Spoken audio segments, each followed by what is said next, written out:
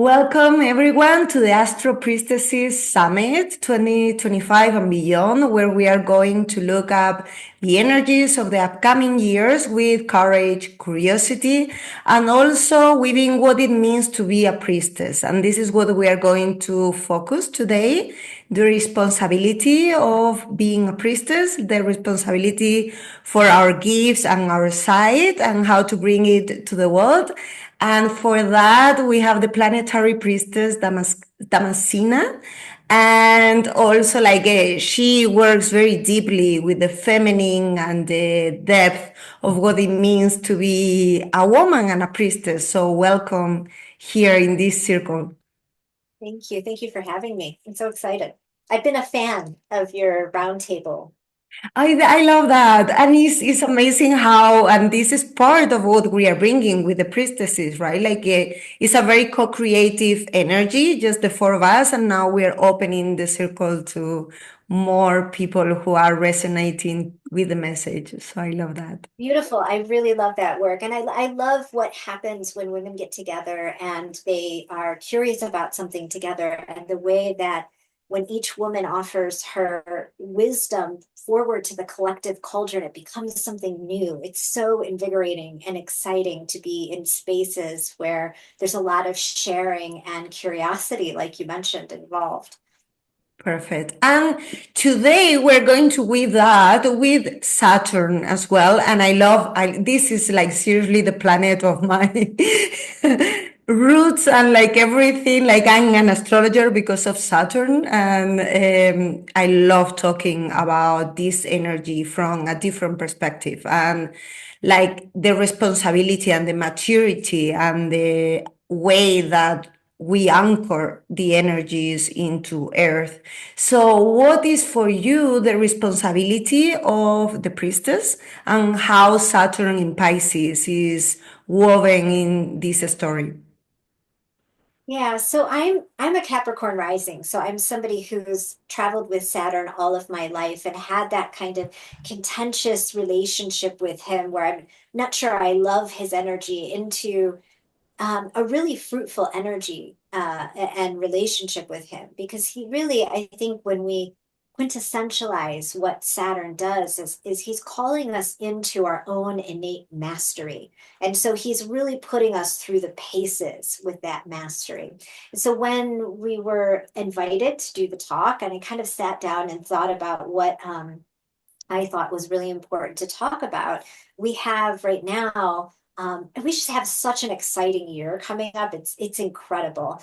But we have Saturn in Pisces, and then the collective nodes are going to move into Saturn. And so the nodes, for me, what they do is they are like a compass of where we are evolving. What are we evolving towards? The North Node's going to be in Pisces, taking up space with Saturn. So it brought my eye to that part of the chart, and Pisces being such a spiritual sign, and that access between Pisces and Virgo really being, I think, the axis of the priestess, given that Virgo is on the other side of it, and Pisces has so much to do with spirituality. And so it archetypally created the question for me: what is the responsibility of the priestess at this time? Pisces is a place where, and that axis in general is a place where our sight gets refined, where our intuition is strengthened, where, when we add in Virgo, there's an element of needing to trust ourselves and our sight and our level of discernment. And the thing is that given the whole of next year, we're going to have a lot of mutable energy. Pisces, Sagittarius, we've got Uranus moving into Gemini, and of course, the South Node will be in Virgo. And this energy, while it's great for imagination and creativity, it's also a place where we can be very indecisive, where we aren't necessarily able to make choices and stand erectly within them. And so I think it's great that Saturn is here, because he brings that grounding, that anchoring, that request or invitation that we step into greater responsibility, that we take our sight and our priestess skills and our spirituality, that we take it not so much seriously, but responsibly, that we've got our eye towards maturing ourselves, growing up out of the kind of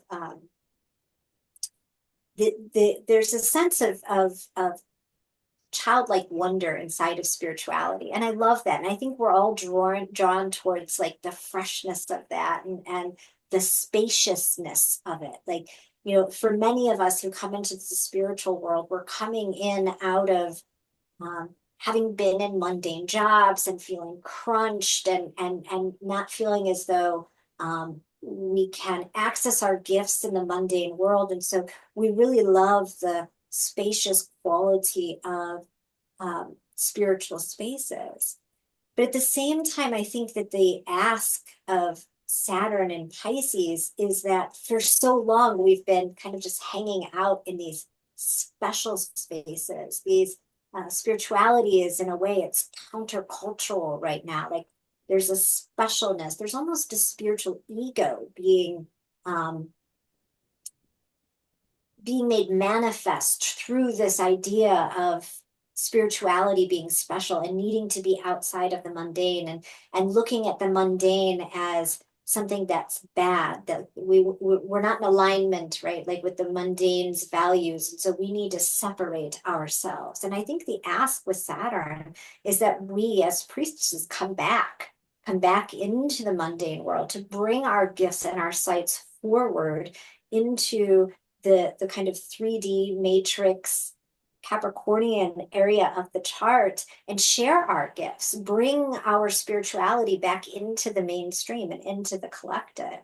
There is this quality, like I was saying before we started, that Saturn asks us to chop wood and carry water, the very kind of like day-to-day task of being spiritual. What is it to be spiritual as you drop your kids off in the morning? What is it to be spiritual as you sit at your desk job? I think that there's this is what's being asked of us as we focus towards the North Node and Saturn. I'm curious what your thoughts are about that. I love that so much. And it's been a while, right? Like we have this energy for 2 years, almost like it's finishing. So it's like this ending period of Saturn in Pisces is with the North Node. And then the dance of Saturn with Neptune keeps this story moving forward. So it's like what you are talking about is not just ending when Saturn enters Aries, it's going to continue because Saturn is going to be dancing back and forth from like Aries and going back into Pisces. So it's like, how can we be brave and bring that spirituality into wherever we are passionate about? Because that passion is like leading the way. And sometimes, like even before recording, this is something that it has come up for me these days.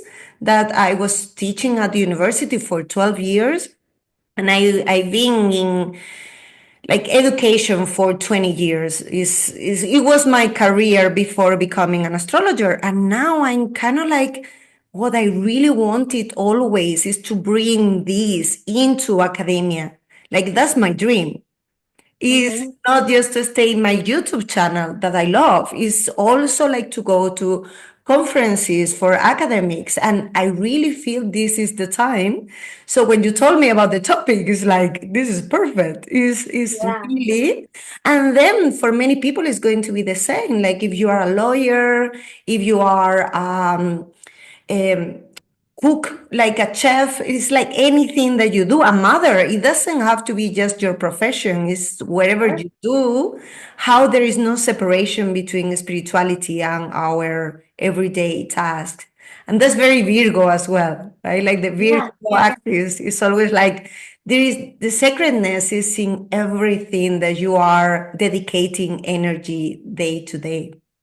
Yeah, yeah, exactly. And I really do. I feel so strongly that I think the people that there's this deep longing to create meaning in our lives, and that's where the spiritual comes in. I've often heard that, like, oh, I just read a quote recently that that talked about success and ambition is not the meaning of our life or the purpose of our life. The purpose of our life is to create meaning. That's what the quote essentially said. And I think we look to spirituality to create meaning, but we've maybe gone, some of us, into the space where we can't figure out how to resolve the two. Like how can we have both, right? And I think that's really what, um, from a priestess perspective, the Saturn and Pisces, or yeah, Saturn and Pisces is asking of us, and this axis in general is asking of us. And there's a piece of permission that we need here. Like I think that people need permission in a way to merge the two, where it's felt like my gifts, my sight, my maybe the clothes I like to wear, the way I like to adorn myself as a priestess isn't going to be welcome in some of the more mundane or 3D matrixy places. I talk to a lot of priestesses that are afraid to claim their gifts. They're afraid to even claim that title as priestess, because it sounds maybe too woo-woo, and maybe people in their world won't accept it. But I feel like this is the time when we can claim these gifts for ourselves, allowing that South Node moving through Virgo to allow us to compost some of our ideas about what claiming the title of priestess is. And as I really thought over my experience of being a priestess, right, and my journey of claiming that for myself, I've thought about how being a priestess really is pastoral care, right? And what I mean by that is pastors, reverends, priests, right? Like they would go out into their community and sit with their sick constituents in their congregation, right? Or they would pray for people. They weren't they didn't stay behind the desk in the church, right? They went out into the community and got their hands on things. The church was a hub of community, right? A place where community could gather. And I think we've got a big separation between how we're actually reaching out to the communities right in our areas, right? Like it's great that we can meet on Zoom like this, but what is it that we aren't doing for our immediate community or even our immediate family, because we're maintaining the sense of specialness, right? And just meeting in these small groups. So that was another thought that I had, that like the priestess really is about this kind of pastoral care, getting her hands on um, the people she loves or the people that need love. It's sending a note to a friend, like a special note that's made with love, maybe dabbed with essential oils to a friend who's struggling, right? And I remember when my son passed away, I had a priestess friend just send me this gorgeous letter in which she saw me as somebody who was capable of meeting what felt like something I'd never be able to meet, right? She saw me through those eyes. And it came on this beautiful paper, but it's something that simple, right? Virgo reminds us it's that simple, the work of being a priestess. And then just she held me in this beautiful light, not as somebody who was crumbling, but as somebody who was capable. Virgo, right? Yeah. I love that, and bringing the simplicity, because Virgo sometimes, and this is something that I keep seeing for 2025 and beyond, like there is a fear of making mistakes that really hold us back. And for the priestess, it's the same. It's like I have to look a certain way. I have to do this with these clothes or anything in this area. And at the end of the day, being a priestess, with all the initiations that brings, is becoming a bridge and an oracle between earth and sky. And you are like always connected to the divine, but at the same time, you are really connected with what is real and tangible in your surroundings. And I love that the rituals normally are alive as well. Like you can learn, of course, and you can learn from different lineages, But at the end of the day, you receive your own guidance the more you open your channel. And that guidance is telling you, write this letter, tell your friend this fragrance, like send this herb to this person.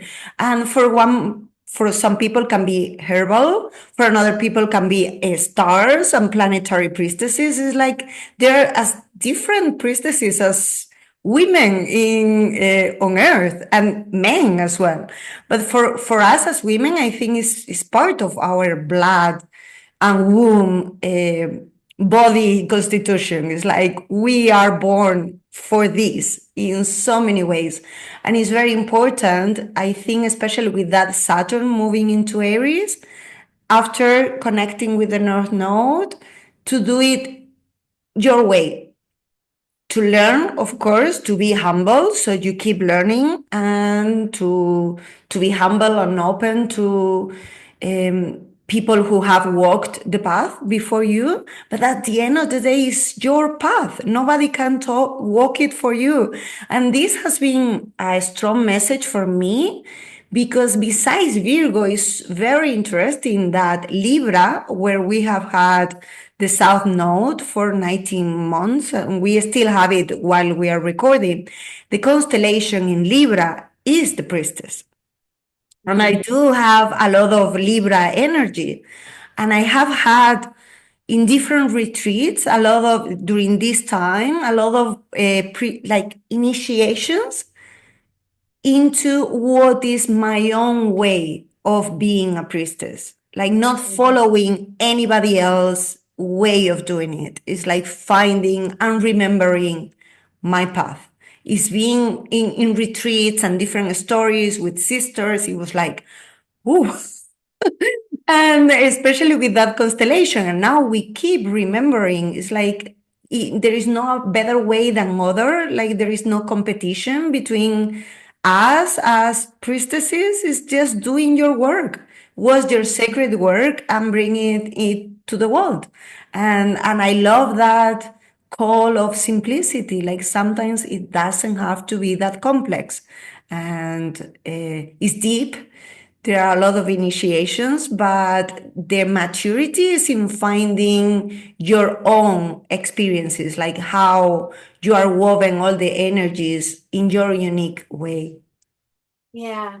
I love what you're saying too. And I think there's a way that like a lot of the and look, all spiritual paths start on the external and then they move into the eternal. So like there's no um judgment if right now somebody's into the sort of like the external trappings of being a priestess.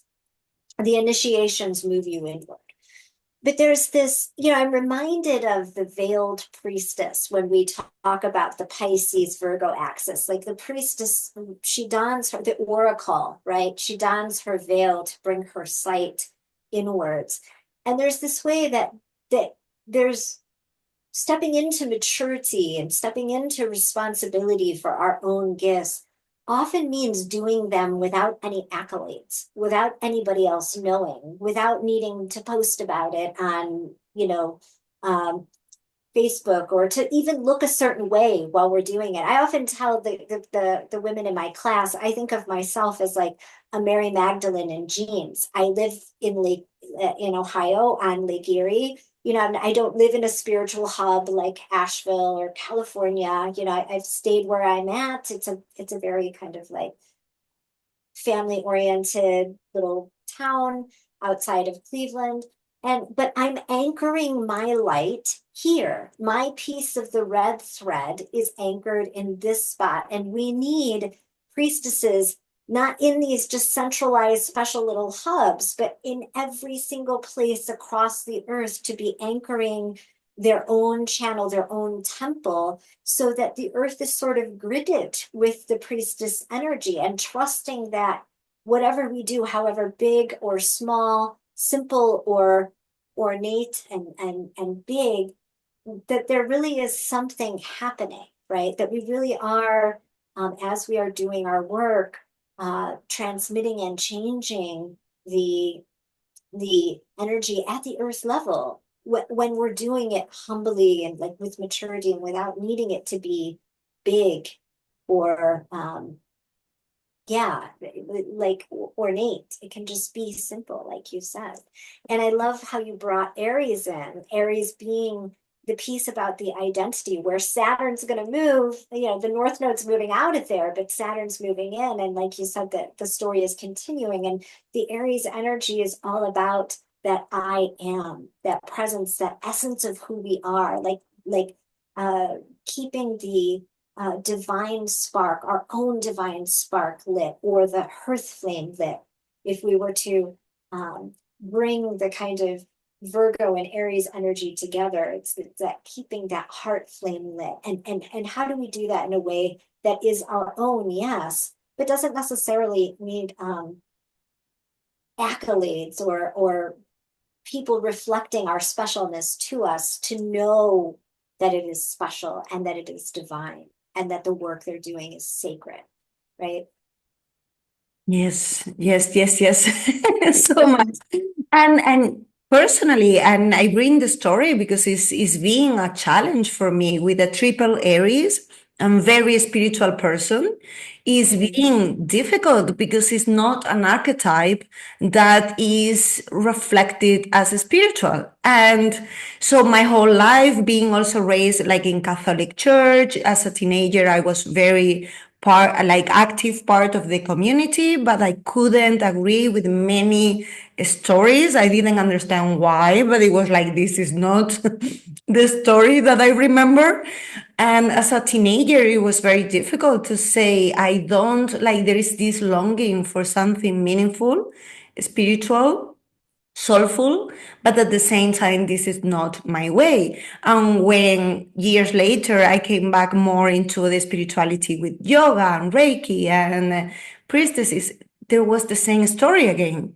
This is not 100% my way, because my way is very Aries, is very fiery, is very passionate.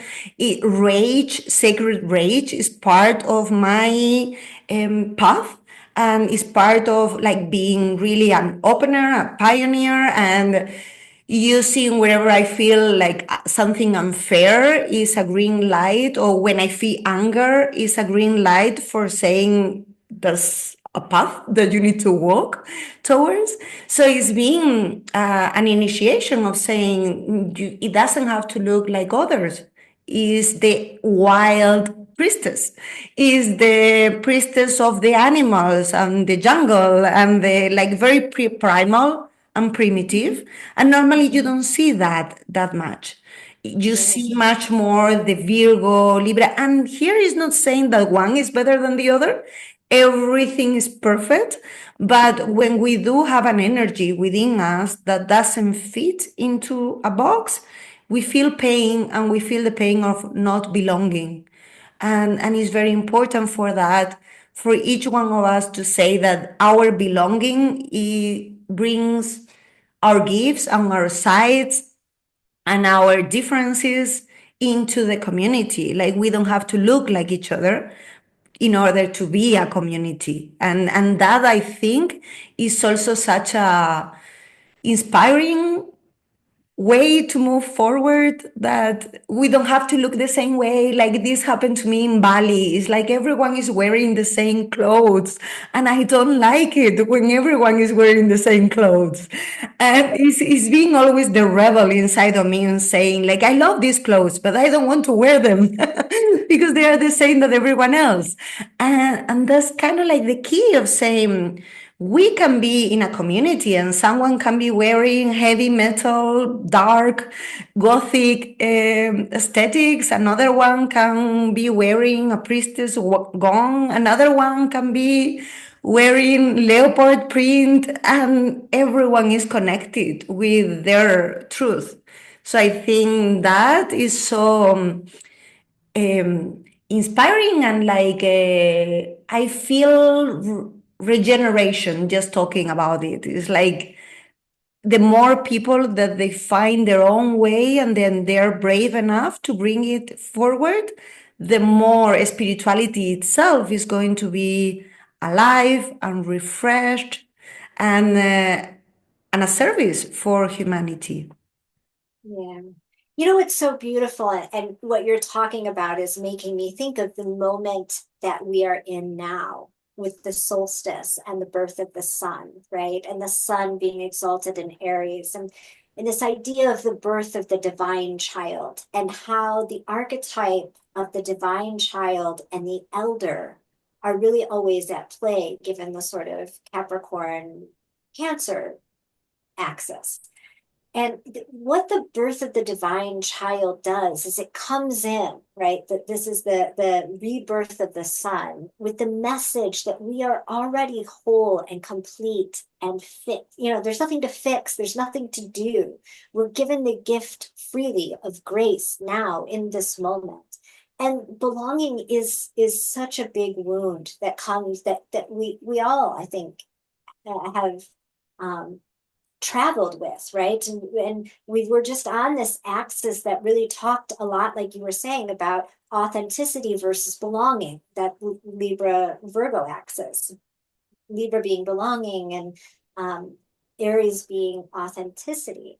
And as you were speaking, I was also thinking about, you know, what are the spiritual gifts of Aries, you know, as uh, we aren't conditioned to think that Aries is a very spiritual sign. I think a little bit differently in that I play with the tarot a lot, and I feel that the Fool card matches with the Aries energy, Yes. and that Aries comes with a freshness, that ability to be in beginner's mind and to kind of lay aside all of the conditioning and all of the ways that, you know, uh, we abandon ourselves to belong somewhere else, where we give away parts of ourselves to belong somewhere else. And so at this very moment, you know, accepting that free gift of grace that we are whole and complete as we are, there's nothing broken, and that we can step forward into our gifts now, right? I know there are initiations along the path and they are necessary, but we don't need to wait to be fixed, right? There is nothing to fix. We can step in now. And I feel like that immediacy is also part of the medicine of Aries, that ability, that primal ability to act in the moment. Yeah, beautiful, beautiful. Yeah, and I love bringing that card. I also see it very much as Aries, and I always say, and this is really something to wonder for 2025 because we do have Saturn entering Aries, we have Neptune with Saturn into 2026. They are going to get together. So this conversation about also the spirituality of Aries is part of the energies of 2025 and 2026. And remembering that Aries doesn't really see much, it's just this fire in the gut that is telling you you need to jump as the fool in the card. And when you are jumping, you don't have a bridge in front of you. I always say the Indiana Jones movie, there is a scene where he has to jump and the bridge is not there. And the only way that the bridge is showing up is like stepping into it. And then is visible, and that's the courage that Aries is leading the way. And something that I personally have experienced a lot is like, why people are not doing that? Like, we need to go that way, why we are not going that way? And it was very clear for me, you are the one who is starting. Like, if you are seeing a path, is your responsibility, and this is Saturn in Aries, is your responsibility to start something. And for each one of us, even if you don't have a strong Aries signature and you don't have any planets there, you are going to have a lot of emphasis for the transits in that part of your life. So maybe you need to initiate something in your family, something with your partner, something with your, depending on where you have these Pisces Aries, there's going to be such a strong planetary wisdom coming forward in that area. And for each one of us is going to call us to something different. And we take, and that's also the priestess's circle. Like the high priestess is not always the same. Is it's taking turns. So it's like one day you are leading the ceremony and the rest we are just listening to you and following you.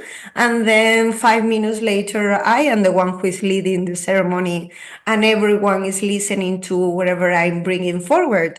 And in that way, the magic that is woven together wouldn't be possible if we do it separately, if we do it in a hierarchical way where there is a leader and the other ones are following. When it's in this way, everyone is receiving. And this is what is happening for us with the Astro Priestesses Circle, that every time we do a month, energies like for the upcoming month, I'm receiving a lot more than I'm giving because I'm receiving the wisdom of the three of them and what is activating within me. So it's perfect. It's like, this is no work. This is totally a pleasure of Yeah. receiving by giving. So I think that is also something that is very important for all of us. What is it that we are initiating with that Saturn? And we will have an impulse and then coming back again to Pisces. And I love that you mentioned before the veiled and the dream priestesses, because I think that is going to be activated a lot. So anything that you want to share about the dream work, priestesses and working with dreams, and that part of the how can we activate those gifts in our dreams? Sure. Actually, that's a perfect question. And I have something to say about what you just said. So for me, the North Node is on my moon. My moon is at 4 Aries. And so I've been thinking a lot about your question about why don't people just go forward? Why don't they move forward? And I think a lot of it is because we're often stuck in our own stories of wounding. And another one of the spiritual messages that we get in our special subcultural world is that, like, in order to really step forward, you have to be healed. You have to have done a certain amount of work. Yada yada. And I think as I've been thinking about this interplay between the divine child, and that can even show up in Aries, as Aries being the first sign of the zodiac, and it's very young, in a sense, is that there's something mature. There is something responsible about viewing myself as whole and complete, and like that there's nothing to do. Like it is almost a sense of immaturity that keeps us scratching at and picking at our wounds. And when we do that, we lose trust in ourselves. Like, we do not trust ourselves. We don't trust the inner voice. When the intuition comes through, we get kind of wishy-washy about it. Again, mutable energy can create that kind of indecision where I don't really know. And so I think, one of the things that priestesses can really be developing when we think about the veiled priestess and the oracle is a level of trust. I say it on my website, like there's this way that we need to walk the path of deep anchored trust. It's not just trust in our lives, but it's trust in the path itself, like trust in what's unfolding, that what's unfolding is for us.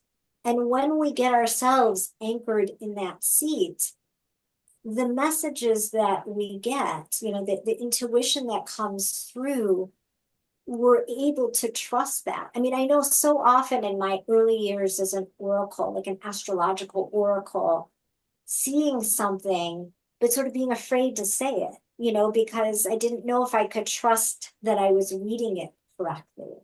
And so I think one of the things that can really help us develop the gift of our sight and the gift of our intuition as we're moving through a time that I think the oracle is going to be one of the most important archetypes, moving into the age of Aquarius, where people are wanting to depend on machines for information.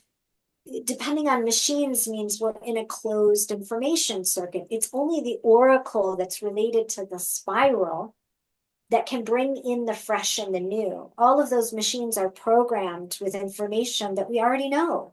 Just it's congregated in one spot.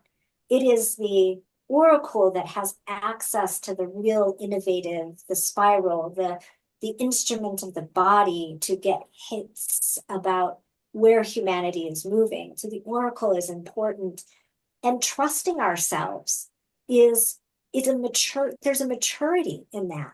There's a responsibility in that voice of self-doubt. It's a young thing.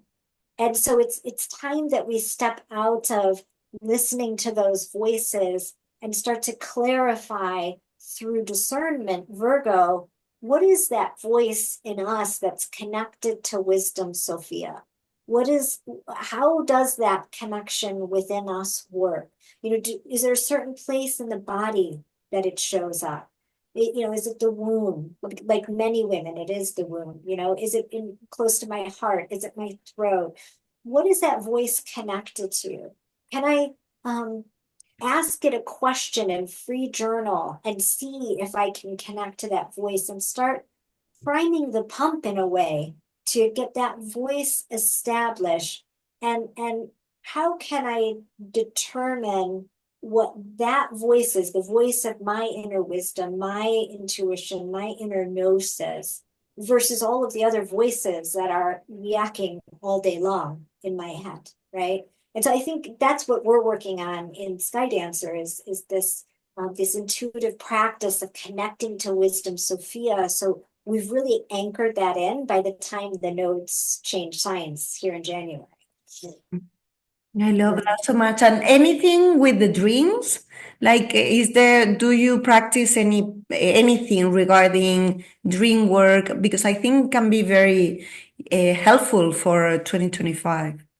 I do. And what I'll offer to the people who are listening is one of the most prevalent reasons why people, and especially women our age, like I'm 45, so I'm moving into perimenopause. I know a lot of people in our community are sort of at this stage. And so sleep for us is important. It's very precious commodity. And so often what I'm told when I ask my participants to begin the dream journal portion of our journey, once we get up into the upper chakras, is I don't want to lose sleep. Like, I don't want to wake up and write my dream down because I don't think I'll get back to sleep. And what I've developed is like there's this way that we can do some dream shorthand, like writing in shorthand, where maybe we wake up in the middle of the night and the dream is fresh, pulling out the archetypal themes. So maybe your dream journal when you wake up says dark, wet, being chased, open to a meadow, felt like I could breathe. And so you only have those few pieces, but when you wake up, those few nuggets of the large archetypal themes will bring you back into the realm of remembering what your dream was. And then you can take your time in the morning or when you have more spaciousness to write out and really sit with the themes of your dreams. And dreams are, look, the language of the feminine is symbolic. It is not the written word, right? And what dreams really do, like astrology, is invite us into the deeper realms of our psyche, where that wisdom Sophia entity kind of really resides. And it allows us to start speaking a new language, where our dreams clue us into maybe something happened in the dream, and then later that day you see a symbol or a synchronicity happens, right? And that is part of the oracle's conflagration of tools, is that ability to read and be in a active conversation with the symbolic in the world, right? Yes. Yeah. Yes. I And love it. You have thoughts about dreams. I'd love to hear yours. yes, and for me, it has been very interesting because it's something that keeps pulling me, but I have problems regarding remembering the dreams. But I'm very active with shamanic journeying, and I see a lot. So it's something that I want to develop more and more. But the symbolic by itself for me is like there is no difference between awaking and sleeping time. It's like we are always half sleeping at the same time, and it's how nature is also talking to us through symbols. And the more we develop that symbolic language, and we are fluent. The same with astrology. It's like once you become an astrologer is when you're fluent and you see everything through the lens of astrology. It's like it's the same that for me speaking English and Spanish is like I cannot hear the language. I cannot hear English and not understanding. You cannot turn it off when you understand. But if I hear Russian, I won't understand a word. But when you do understand astrology, it's like you are opening these symbolic doors that gets the same with tarot. It's like you open the doors of like the symbolic languages, and it gets bigger and bigger and bigger. And with the dreams is something that is part of my intention for 2025 is I love that. going deeper into that and why I don't remember them. And I have done a lot of like courses and trainings, but it requires me a lot of work. I normally just sleep and Yeah.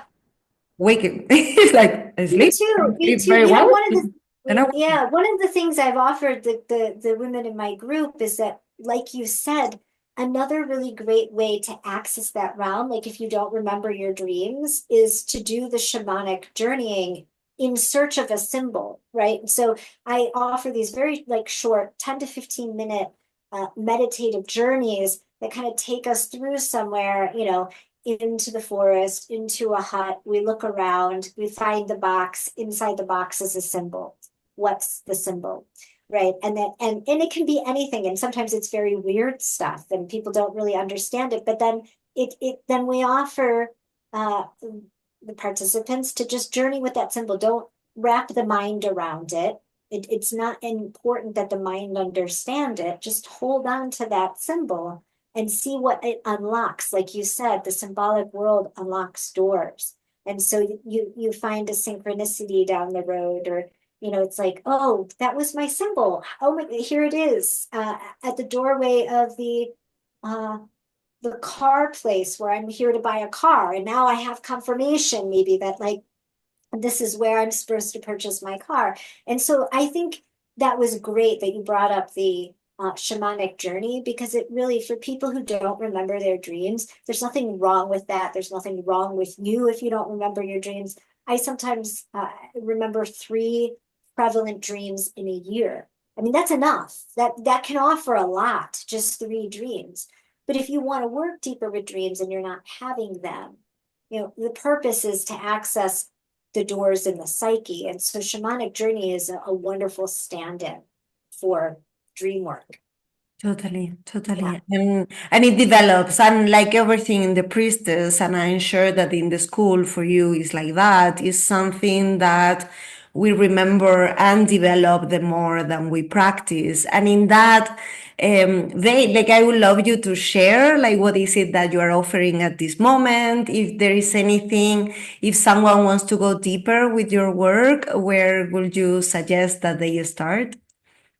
Yeah. So I actually have a few different offerings right now. One, I'm offering like a year-long journey with me called Oracle, and it's essentially 2 readings, 2 astrology readings, tarot pulls, and some communication in between, right? So that it's taking, like we just talked about, participants on a symbolic journey and helping them to develop their intuition even more deeply. And this is one-on-one. And for me, I really love, as much as I love group work, I'm a Scorpio. And so I love that, like really deep work, doing it just with single individual and really getting in there.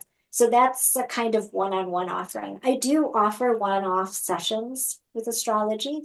And I hold a group called Planetary Priestess Mystery School. We use the Venus cycle as kind of our guide through the chakras. So when she descends, we descend down through the chakras. When she goes to the underworld, we have an underworld portion of our journey. And then the ascension is really looking into this question around how do we hold our gifts? What does service really mean? And for me, service means serving our incarnation, serving the thing we incarnated to be, right? It's not about serving somebody else or serving for nothing, like, going to volunteer something, but deep service, deep bowing and reverence, in essence, to the chart and to the possibility that lives inside of our chart. And how often do you read for a client and there's possibility left on the table? I know in my own chart, there's possibility, things that I'm not taking advantage of. And really, truly being in service to the divine is to honor the incarnation we were given, right? Like we were given this divine special incarnation. And being in service means honoring and manifesting that. And so that's what we work on inside of the Planetary Priestess Mystery School.